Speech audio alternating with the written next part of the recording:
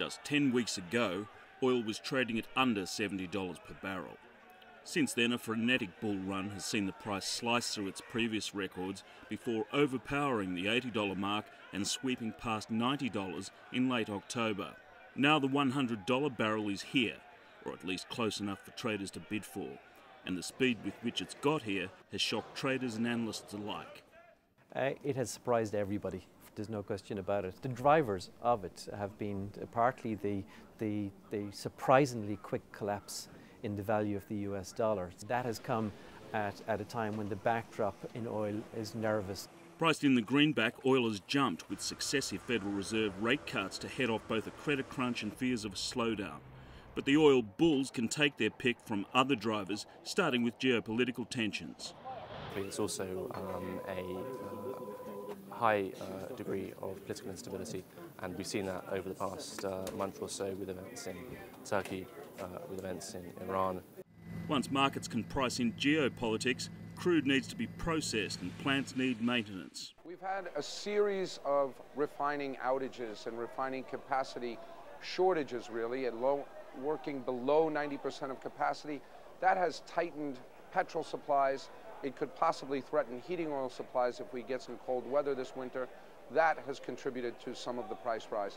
But the value of the dollar, the geopolitics and maintenance, not to mention storms in the North Sea and Caribbean, come against a backdrop of more people simply asking if there's enough. The background is this concern that simply the world is running out of oil, or probably more precisely, that the ability of the world's oil producers to satisfy the growing demand is becoming quite precarious. Increased demand from booming Asian economies has underpinned the price surge, particularly with North Sea production in decline and other regions believed to be at or near a peak. We've seen emerging market demand is staggering and it continues to be the driver of these prices. And some of the things that contributed to this quick run-up has been the Energy Information Agency forecasting nothing but increases in crude oil demand over the next 10 to 15 years and nothing but dwindling or at least peaking crude oil supplies. These factors mean that almost nobody is expecting a major price downturn in the short term. We see it as being a very high sustained oil price environment for quite some time to come. I think supply is just not going to keep up with the demand that's coming out of China, India, and other places.